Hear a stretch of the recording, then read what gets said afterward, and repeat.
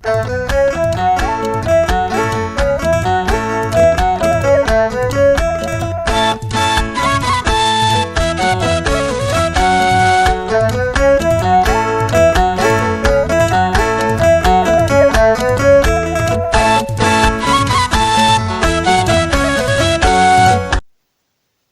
ምግብና ተያያዥ ችግሮች ዙሪያ ህፃናት እድገት ላይ የሚመጡ ተጽዕኖዎችን ለመከላከልና ለመቀነስ መንግስት አጋር የልማት ድርጅቶች ጋር በትብብር እየሰራ ይገኛል።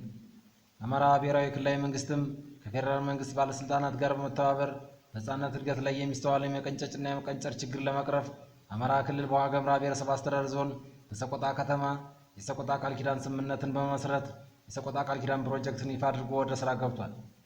ፕሮጀክቱ በክልልና በፌደራል መንግስት ባለስልጣናት የበጀት ድጋፍ አማካኝነት እየተመራ የሚሰራ ሲሆን ዋነኛ ዓላማውም በክልሉ የሚስተዋለውን የህፃናት መቀንጨርና መቀንጨጭ አድማስ በ2030 ዜሮ ለማድረግ አልሞ እየሰራ ይገኛል።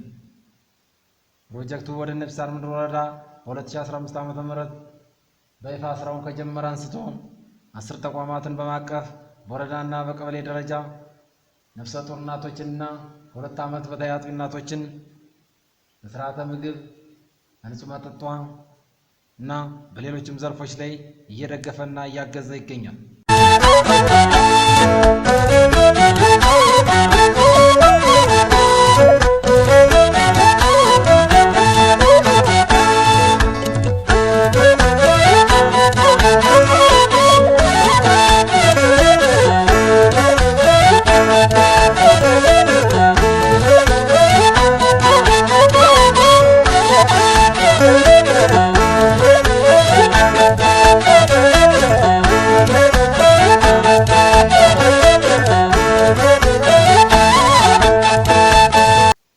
ፕሮጀክቱ ወደ ነፍስ ሳር ምድር ወረዳ ከገባም ጀምሮ በወረዳው የህፃናትን መቀንጨርና መቀንጨጭ አድማስ ለመቀነስ በየጊዜው እናቶችና የጤና ኤክስቴንሽን ባለሙያዎች ስልጠናዎችን እየሰጠ ይገኛል። ፕሮጀክቱ በዋናነት ዓላማውን ስኬታማ ለማድረግ በወረዳ ደረጃ የአብይ ኮሚቴና የቴክኒክ ኮሚቴ ተዋቅሮ እየሰራ ሲሆን በወረዳው ባቀፋቸው 10 የመንግስት ተቋማትም የስርዓተ ምግብ ተወካይ ወይም አስተባባሪ በመምረጥ የመንግስት ሰራተኞችም በስርዓተ ምግብ ዙሪያ ግንዛቤ ለመፍጠር የአቅም ማጎልበቻ ስልጠና እየሰጠ በቴክኒክ ኮሚቴ እየተመራ ይገኛል። ፕሮጀክቱ በወረዳው 2015 ዓ.ም ጀምሮ በእንስሳት እርባታ፣ የፍየል ወተት፣ በዶሮ እርባታ፣ በስርዓተ ምግብ የጓሮ አትክልትና ፍራፍሬ የፍልስ ስርጭትና በሌሎችም የንጹህ መጠጥ ውሃ ግንባታ ተቋማት ላይ ዘርፈ ብዙ ስራዎችን እየሰራ ይገኛል። ፕሮጀክቱ በዋናነት በወረዳው እየሰራ ከሚገኝባቸው ቀበሌዎች መካከል በ03 እና 05 ቀበሌ ነዋሪ የሆኑ የፕሮጀክቱ ተጠቃሚዎች እንደሚሉት ይህ ፕሮጀክት ከገባ ጀምሮ በልጆቻችን እድገት ላይ የስርዓተ ምግብ እጥረት እንዳይገጥማቸው በፍየል ወተት እርባታ፣ በስርዓተ ምግብ ጓሮ አትክልትና ፍራፍሬ እንዲሁም በንጹህ መጠጥ ውሃ ግንባታ እያደረገላቸው ያለውን ድጋፍ አመስግነው ፕሮጀክቱ በቀጣይም ስራውን የበለጠ አጠናክሮ እንዲቀጥል ሲሉ አስተያየታቸውን ሰጥተዋል። የመጣሁበት ዋናው ዓላማ ሰቆጣ ቃል ኪዳን ፕሮጀክት 6 ፍየል 5 እናት 1 ሙክት ሰጥተናል። የሰጠንም ዋና ዓላማው ደግሞ የቀነጨሩና የቀጨጩ ልጆችን ጥሩ አእምሮ፣ ጥሩ አስተሳሰብ እንዲኖራቸው፣ ትልቅ እድገት እንዲኖራቸው፣ የፍየል ወተት እንዲመገቡ እና ጥሩ አስተሳሰብ፣ ጥሩ ስብዕና ያላቸው ልጆችን ትውልድ ለማፍጠር ይህንን ፍየሎችን ሰጥተናል። ከነዚህ ፍየሎች ደግሞ እነዚህን አርብተን ሲወልዱ ከእናቶች 2 ግልገል ለሌላቸው እና እንደዚሁ ህፃናት ያላቸው ሰዎች እንድናጋራ ትምህርት ሰጥተውናል። የወረዳው እንስሳትና ዓሳ ሀብት ልማት ጽሕፈት ቤት በስልክም ሆነ በአካል እያደረገላችሁ ያለው ድጋፍ ምን ይመስላል? ድጋፉ ጥሩ ነው። ልጆችን በጥሩ እንክብካቤ እንድናሳድግና ጥሩ እንዲኖረ እነሱ በጣም እየደገፉን ይገኛሉ። ወረዳው የሰቆጣ ቃል ኪዳን ፕሮጀክት አስተባባሪ የሆኑት አቶ አምላኩ እውነቴ በበኩላቸው ፕሮጀክቱ ዓላማውን ውጤታማ ለማድረግ በወረዳ ደረጃ የአብይ ኮሚቴና የቴክኒክ ኮሚቴ ተዋቅሮ እየተሰራ ስለመሆኑ ገልጸው የሚመደበውን በጀትም በተባለለት ዓላማ እንዲውል አስፈላጊውን የድጋፍና ክትትል ስራ እየተደረገ መሆኑንና በወረዳው በ2018 የበጀት ዓመትም በንጹህ መጠጥ ውሃ፣ በስርዓተ ምግብና በሞዴል መንደር ምስረታ ልዩ ትኩረት ተሰጥቶ እየተሰራ ስለመሆኑም ገልጸዋል። የመጣንበት ምክንያት የሰቆጣ አካል ኪዳን ማህበር ፍየል 5 ፍየልና 1 ጠቦት ስለሰጠን በጣም እናመሰግናለን። የዚህ ፕሮጀክት መሰጠት አላማው ምንድነው? ስትሰጡ ምንድነው አላማቸው? አሁንና አላማው ለልጆች ወተት እንዲጠጡ የመቀንጨርና የመቀጨጭ ለህፃናት ላይ እንዳይኖር ፍየሎችን አርብተን ደግሞ ሁለት ግልገል ለሌሎቹ እንድንሰጥ እንድናጋራ እየሰጠውናል። ከዛ ለልጆች እንክብካቤ እንድናረግ በደንብ እንድንከባከባቸው አጋር አካላት ጋር ተቀናይቶ የሚሰራ ፕሮጀክት ነው። ይህ ፕሮጀክት እንግዲህ ከ10 ተቋማት የተውጣጡ 10 አብይ ኮሚቴዎች አሉ። ከ10 ተቋማት የተውጣጡ 10 ቴክኒካል ኮሚቴዎች አሉ። እነዚህ ቴክኒካል ኮሚቴዎች የ2030 የመቀጨጭና የመቀንጨጭ ችግርን ዜሮ ለማድረግ ተቀናይቶ የሚሰሩት ግባቸው አንድ ነው። ይህን ግብ ደግሞ በአንድ ለመፈጸም ተቀናይቶ የሚሰሩ ያሉበት አግባብ አለ። እንደ ቴክኒክ ኮሚቴ የመስክ ምልከታዎችን በእነዚህ በ10 ቀበሌዎች ላይ የተሰራጩ ግብዓቶች ምን ደረሱ፣ ህፃናት እየተጠቀሙበት ነው ወይ የሚለውን ነገር እንደ ቴክኒክ ኮሚቴ ቸክ እያደረግን የሄድንበት ያለ አግባብ አለ። እንደ አብይ ኮሚቴም በወረዳ ደረጃ አጠቃላይ ቴክኒክ ኮሚቴዎች መስክ ላይ ሄደው ያመጡትን ግብረ መልስ ለአብይ ኮሚቴው ያስተላልፋሉ። አብይ ኮሚቴው ደግሞ በየተቋማቱ ያሉ ችግሮችን ለይቶ ችግሮችን እየደገፈ ያለበት አግባብ አለ። እኒህ ችግሮች እየቀረፍንና እየፈታን በመተጋገዝ እየሰራን እንዳለን መግለጽ ወዳለሁ።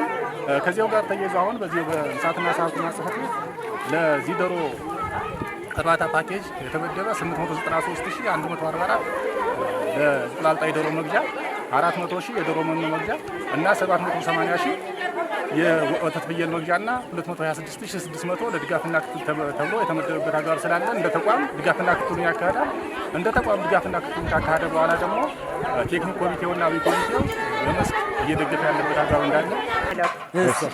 እሺ ቀበሌ 02 ውሃው እጅግ በጣም ጥሩ ነው። ልክ እንደ ውሃው ሁሉ መንገድና መብራት ይዘርጋልን። ሌላ አስተያየት የለኝም። ለወረዳው የምታሳስቡት እኮ ለወረዳው የማሳስበው ነገር መብራት ተቸግረናል፣ የለንም። መንገድም እንደዚሁ ውሃ እየበላው ነው አለ። ውሃው ሸጋ ነው። ከዚህ ቀደም ብዙ ነገር ችግር ደርሶብን ነበር፣ አሁን አልፎልናል። ስለዚህ ለወረዳ መንግስት ታቀርቡ ምስጋና ካለ መንግስቱን እንግዲህ እያመሰገነው ነው። እንግዲህ አሁንማ ምንጭ ለምንጭ ነበር የምንለጋጋ፣ ጠብቀን ወረፋ ነበር የምንሰራ። አሁን 3 ቧንቧ አለን። ያኛው ጉራው ሲያዝ ይኛው፣ የኛው ሲያዝ እዛኛው እያን ተጠቀምን ነው። ለመንግስት ታቀርቡ እንግዲህ ለመንግስት ነው አሁን እንትናችንን የምናቀርበው ደስታችን። በቀጣይ ውሃው ከዚህ በፊት 1 ቧንቧ ብቻ ነበር የነበረን እና ወረፋ እየጠበቅን አስቸጋሪ ነበረ። አብዛኛው እዚህ ያለውን የመንግስት ሰራተኛ ነው እና ለስራችንም ስለሚረፍድብን ያው ወረፋ ነበር። አሁን ግን ይሄ ድርጅት ይሄንን ውሃ በማሰራቱ ያው ደስተኛ ነን፣ እናመሰግናለን። በተለይ ዘንድሮ 2 ቀበሌዎችን እናስመርቃለን። 03 እና 05 ቀበሌዎችን እናስመርቃለን። እነሱ ቀበሌዎች ጋር የተቀናጀ የስርዓተ ምግብ እንትኖች መካሄድ ስላለበት ዶሮዎችንም አሰራይተናል፣ ፍየልም አሰራይተናል። በተመሳሳይ የጓሮ አትክልቶችንም እንዲሁም አትክልትና ፍራፍሬዎችን አሰራይተን የተሻለ ትውልድ ህፃናት በተለይ በእኛ ይብቃ ትውልድ በእኛ ይብቃ በሚል የተሻለ ትውልድ አፈርተን ለሀገሪቱ ጥሩ ዜጋ እንዲፈጠር እያደረግን እንገኛለን። 5 ዓመቱ ውጪ የ2018ን በተናጠል ወስደን ስናይ እንግዲህ ከመጠጥ ውሃው ዘርፍ አኳያ ስናይ በዚህ ዓመት እንደ ዞን የተሰጠን እቅድ 35 አካባቢ የውሃ ተቋማትን ገንብተን እንድናስረክብ ነው እንደ ዞን የተሰጠን እቅድ ማለት ነው። እኛ ቀደም ሲል አቅደን የነበረው 26 አካባቢ ነው። የዞኑ መነሻ በመውሰድ ከፍ ማድረግ አለብን የሚለውንም በመውሰድ ራሳችን እንደገና እቅዳችንን በጋራ በመገምገም ቅድሚያ በማኔጅመንት በጠቅላላ ሰራተኛ በማየት ማስተካከያ በመውሰድ እና እቅዳችንን እንደገና ሪፎርም በማድረግ ከ26 ወደ 37 አካባቢ ከፍ በማድረግ ከዞኑም እቅድ በላይ አድርገን 37 አካባቢ የውሃ ተቋማትን ለመገንባት ዝግጅት ላይ ነው ብያለሁ። ከነሱ መካከል ከ37ቱ 19 ተጠናቀዋል። አሁን ደግሞ 18ቱን በግንባታ ሂደት ላይ ናቸው። ከ2 ሳምንት ባልበለጠ ጊዜ ገንብተን ለማህበረሰባችን ተደራሽ እናደርጋለን የሚል ሀሳብ ነው ማንሳት የምፈልገው።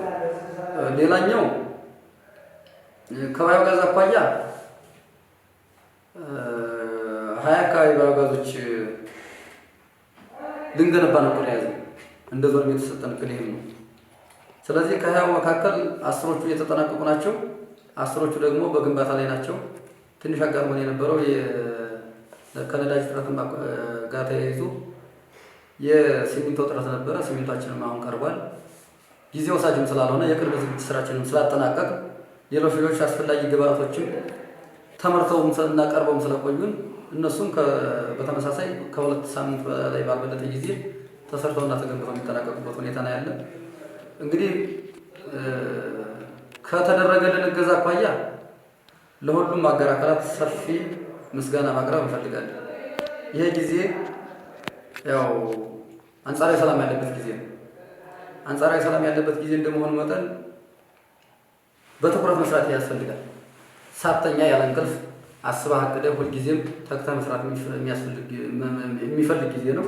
ስለሆነም ይህንን ተግባር መወጣት የቻልነው በመንግስት በኩል በተደረገልን ድጋፍ፣ በማህበረሰባችን ንቁ ተሳትፎ፣ ቀደም ብዬ እንዳነሳሁት ማህበረሰባችን በጉልበት በማቴሪያል ማጓጓዝ፣ በቁሳቁስ ኢቨን ሙሉ ወጪውን ችሎ የሚገነባቸው የውሃ ተቋማትም ነበሩ። ስለዚህ ከዚህ አኳያ ማህበረሰባችን ሰፊ የሆነ ድጋፍ ተደርጎልና እንደ አስተዳደር ምክር ቤት 8 ሚሊዮን ብር አካባቢ ነው በልዩነት ዘንድሮ በዚህ ዓመት ለግንባታ የተያዘልን በጀት ማለት ነው። እና የበጀት ቀላል በጀት አይደለም። ከኛ የሚጠበቀው የተያዘውን በጀት መሬት ላይ እንዲያርፍ በጥንቃቄ መምራት ነው። ስለዚህ አሁን ላይ አስፈላጊ ግብአቶች በሙሉ ቀርበው ግንባታ እየገነባን ያለንበት ሁኔታ ነው ያለ። ከዛም ዘለን እየገነባንበት ያለ ሁኔታ ብቻ ሳይሆን ገንብተን ያጠናቀቅንባቸውን ከ50% በላይ ገንብተን አጠናቀናል። ቀሪ ስራዎቻችን ጥቃቅን ናቸው። እነሱን ጥቃቅን ስራዎች በአጭር ጊዜ እንፈጽማለን። ከላይ እንዳነሳሁት